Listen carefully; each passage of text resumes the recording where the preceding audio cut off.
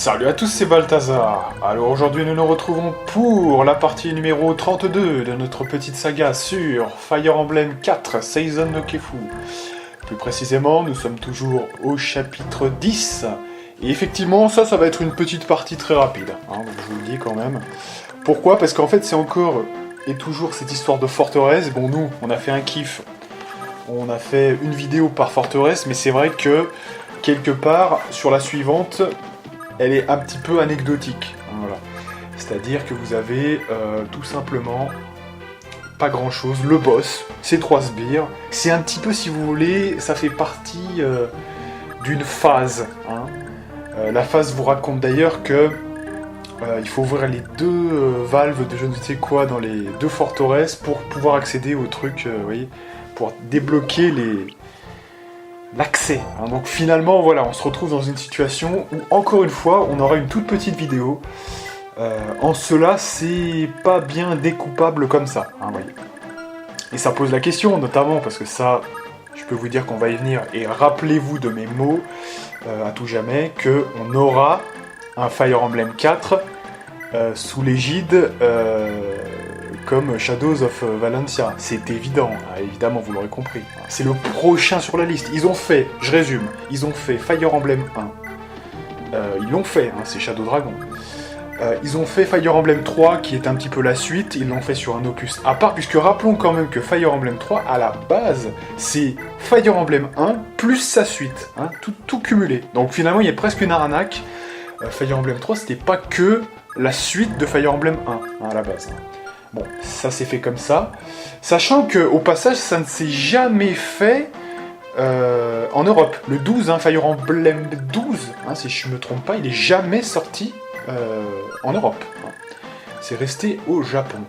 Ensuite, on a eu quoi ? On a eu le remake de Fire Emblem 2, donc Shadows of Valencia. Ok. Voilà, 1, 2, 3, le prochain c'est le 4ème, vous pouvez être sûr. Et en plus, ils ont dit très clairement que cette série-là, parce qu'en fait, attendez, c'est quoi le sous-titre ? C'est Shadows of Valencia, puis il y a un autre truc avec, alors comment c'est le truc ?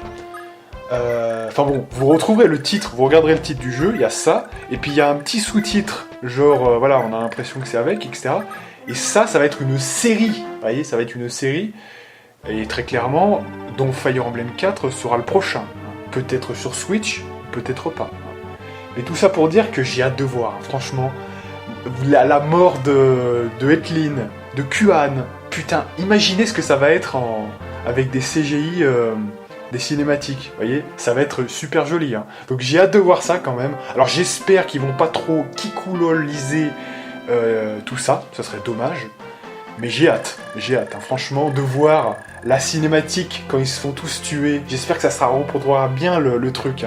Une belle cinématique, bien concrète, qu'on voit bien les choses. Ça serait quand même... Et en même temps, une cinématique, ça pourrait presque gâcher l'instant. Il faudra vraiment que s'ils mettent une cinématique sur la mort de tout le monde en G1, il faudra vraiment que... Vous voyez, il fasse un bon truc, parce que ça peut vite changer le sens, ce côté, c'est très lent, et tout à coup, il y a une espèce de magie qui s'active, et il vous bombarde la gueule, comme ça, tranquillement, sans pression, et vous faites démonter. Et puis tout à coup, cet écran gris, qui ensuite amène directement un texte. Vous voyez, tout est cohérent là-dedans. Si vous enlevez un de ces éléments-là, vous pouvez potentiellement casser la beauté de la scène. Donc c'est délicat. J'espère qu'ils sauront, même s'ils mettent des cinématiques, parce qu'ils en mettront, un moment aussi important du jeu, forcément, on va voir, comme on avait vu avec Alm, Celica, quand on les voit en cinématique, ça c'est le moment du jeu qu'il faut mettre en cinématique. Si vous faites pas une cinématique là, quand c'est que vous le ferez ? Vous voyez ? Donc bon, ça me paraît quand même logique.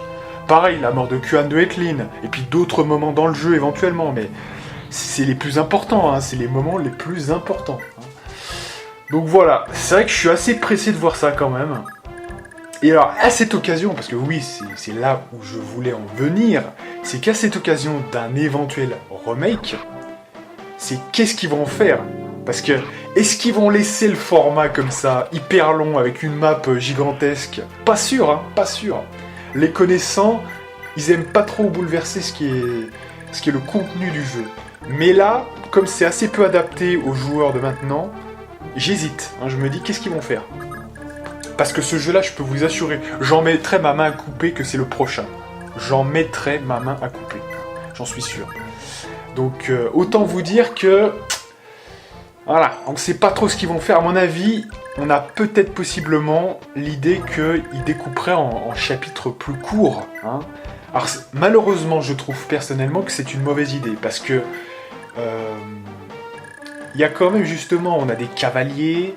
C'est le Fire Emblem des cavaliers, hein, pour le coup. Et il faut pas que, justement, qu'on soit dans des petits créneaux, vous voyez, tout petits. Ils seront un petit peu obligés de laisser tout ça. Ils seront un petit peu obligés. Donc, je sais pas ce qu'ils vont faire. Hein, c'est étonnant. Bon, alors après, sachez quand même que vous pouvez sauvegarder quand vous voulez. Hein, après tout, hein. Ça, on l'a jamais fait, nous, en vidéo, parce qu'on faisait... vous voyez, j'essayais de faire de A jusqu'à Z la partie, hein, jamais sans coupure.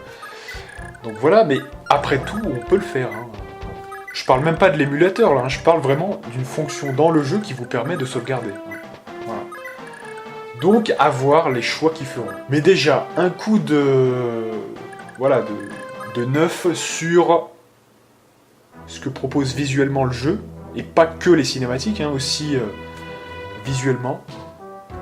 Alors tout dépend, si c'est sur Switch, ils vont peut-être reprendre le moteur du Fire Emblem qu'ils vont développer, et alors là je peux vous dire qu'on aura un super beau moteur graphique, et ouais les gens, ils vont faire le prochain Fire Emblem, là, ils sont dessus, donc là ils sont pas en train de faire un Shadows of Valencia, la suite quoi, vous voyez, enfin, ce qui serait dans la série de jeux qu'ils veulent refaire, voilà, le suivant c'est-à-dire FE4, non, là ils sont en train de faire le Fire Emblem sur Switch, hein, c'est ça le truc. Donc, peut-être que dans cette série de vidéos, dont le premier a été Shadows of Valencia et qui aura Fire Emblem 4, peut-être que ce Fire Emblem 4 là se portera sur Switch avec, évidemment, comme vous êtes un développeur, vous réutilisez les outils les plus récents sur Switch, et donc sur le Fire Emblem qui va sortir. Et alors là, je peux vous dire qu'à mon avis, ils ont dit qu'ils allaient faire un Fire Emblem de toute beauté. Donc attendez-vous à un Radiant Dawn, mais avec de beaux sprites, vous voyez, sur la map notamment, vous voyez, des beaux sprites que vous déplacez. Je m'attends à un truc comme ça, hein, vraiment. Si c'est en dessous de ça, ça sera décevant, parce que ça sera comme Radiant Dawn. Hein. On a un petit peu plus beau, mais à peine, quoi. Je m'attends vraiment à ce qu'il y ait un truc de fou. Hein. Et ça, possiblement, pour, j'imagine, voilà, juste après ce Fire Emblem-là qui sera nouveau, il y aura peut-être un remake, FE4, avec les mêmes outils. Et là c'est du lourd, hein. Donc je sais pas. Ou alors, bon, on l'aura peut-être sur 3DS, ça coûtera peut-être moins cher. Bon, c'est pas grave, hein, en même temps c'est pas grave. Mais voilà, ça serait quand même bien qu'on ait sur Switch. Surtout que Fire Emblem 4, c'est... Alors pour ceux qui l'ont fait, hein, c'est un des Fire Emblem généralement qui est un de ceux qui est le plus aimé, hein, pour le coup. Hein. Sachez-le.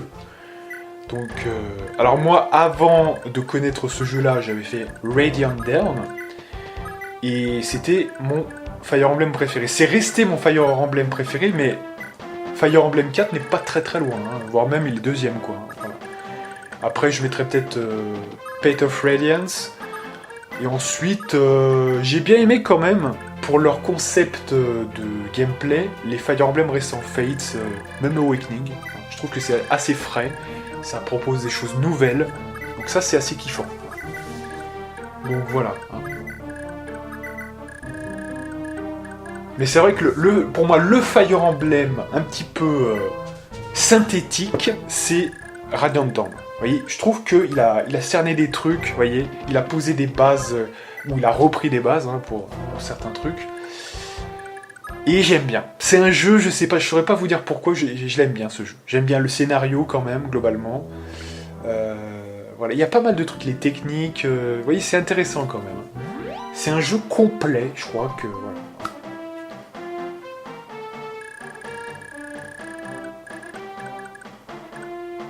Donc voilà, on verra, hein, ça on peut pas non plus faire de plan sur la comète. on verra ce qui va se passer. Voilà, donc petit discours avec Monsieur Wafei. Donc évidemment, ils s'apprêtent à retourner dans des endroits qu'ils connaissent bien, hein, c'est leur foyer. C'est un petit peu, on a commencé avec le prologue, et on va finir au prologue, hein, finalement, directement. Donc vous voyez, hein, c'est tout fini là où tout a commencé, quelque part. C'est l'histoire d'une reconquête, hein, finalement. Une reconquista, si je puis dire. Donc, ouais, c'est intéressant quand même. Et c'est vrai que là, on a évidemment toujours le héros gentil. J'ai des doutes, est-ce que je peux être un bon leader pour eux? Ça, c'est typique du Fire Emblem. Hein. Notamment pour les freluquets, hein, qui sont jeunes. Et il y en a hein, quand même. Hein. Vous prenez Roy, toute la clique, là, ils sont tous jeunes et ils sont tous un peu gentils. Voilà, c'est bien retranscrit. Mais ceux qui me connaissent savent que je préfère les lords un petit peu, vous voyez, plus matures, hein, quelque part. Et alors là, voilà, le respect, donc déjà la musique du respect. Et Wafei qui rassure un petit peu Sélif en lui disant que ouais, il porte lui aussi le respect, hein, et il peut être fier de ce qu'il a accompli, malgré tout. Hein. Et il croit sincèrement qu'il peut revenir dans le berceau initial de là où il aurait dû naître, hein, quelque part, et vivre son adolescence tranquille. Et il raconte aussi qu'il y a des assassinats qui se sont produits pour ceux qui essayent de résister à l'Empire, hein, finalement. Donc après,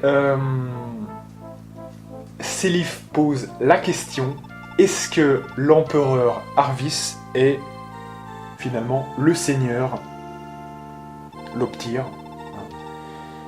Wafei n'en est pas sûr. Alors, il essaye aussi de dire, est-ce que c'est Manfroy? Voilà, vous savez, le mec hein, cagoulé. Il n'en est pas sûr non plus. Bon, écoutez, franchement, si vous n'avez pas compris depuis le début qu'il y a tout intérêt à ce que ce soit Julius, c'est que voilà, vous n'avez pas donné, hein, évidemment. C'est évident que Julius... parce que Arvis, il a fait ses bails en tant que méchant, vous voyez.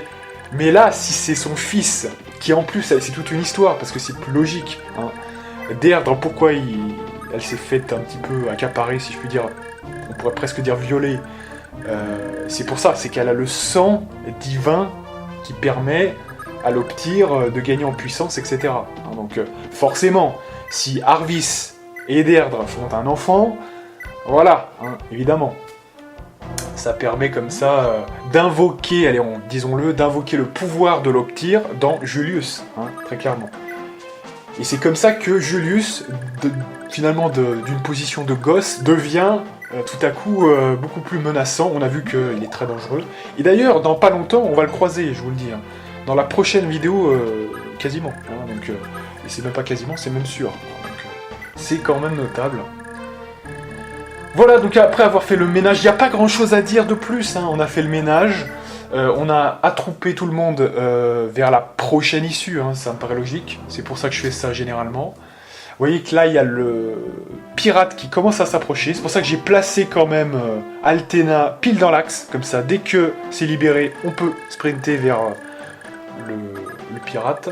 Et puis les autres, eh bien, ils vont affronter justement Julius. Hein, je vous le dis, dans la prochaine vidéo, on va faire face à Monsieur Julius. Hein. Alors, c'est pas la vidéo où on va forcément le tuer, mais il va être présent. Hein, donc attention, vraiment.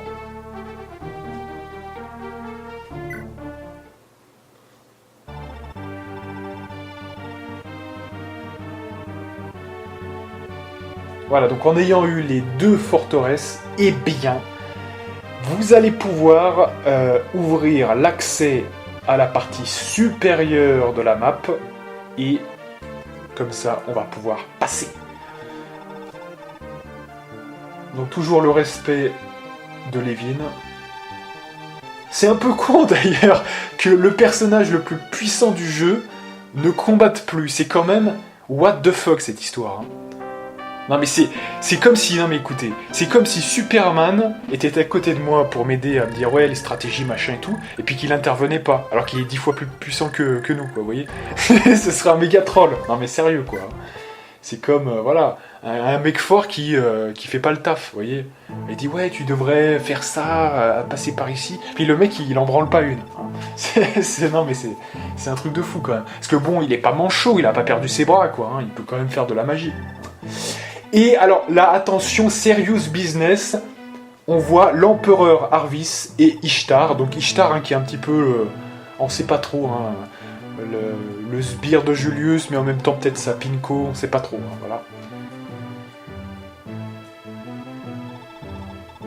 Voilà, ce qui est fou dans cette cinématique, c'est que vous avez l'impression que Arvis est un petit peu la salope de son fils. Vous voyez, c'est-à-dire que là, Julius va donner un ordre et son père va acquiescer. Vous voyez, dire oui, ok, fiston, je fais ça. C'est incroyable, hein. C'est... Le mec, c'est Yagami Reito, hein. C'est vraiment... c'est un truc de malade. Et encore, je dis ça, mais c'est faux, parce que Yagami Reito, justement, il était sous les apparences. Là, c'est encore plus inquiétant, puisqu'il donne des ordres à son père... sans pression, vous voyez, c'est vraiment... Enfin, c'est incroyable, ça. Hein.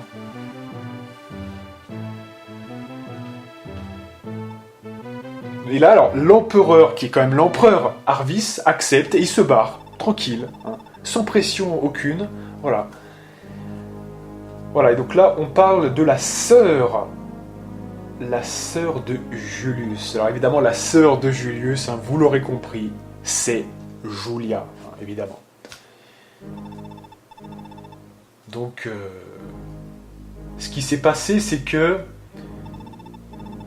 Deirdre et l'empereur ont eu 2 enfants. Et donc, ces 2 enfants sont de Deirdre et de l'empereur. Logique. Hein. Là, j'ai un petit peu fait mon capitaine obvious, mais bon, hein, c'est évident. Voilà. Donc là, ils veulent la tuer quand même. Hein. Voilà.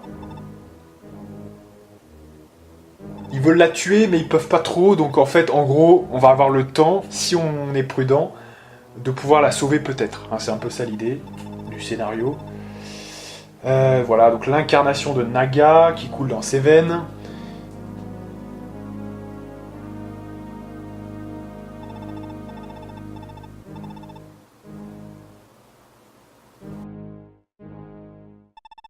Donc quand même, hein, on voit la hiérarchie. Manfroy est en dessous de Julius, hein, évidemment. Ils font leur petite sauce à 2 pour réveiller complètement le dieu Loptyr.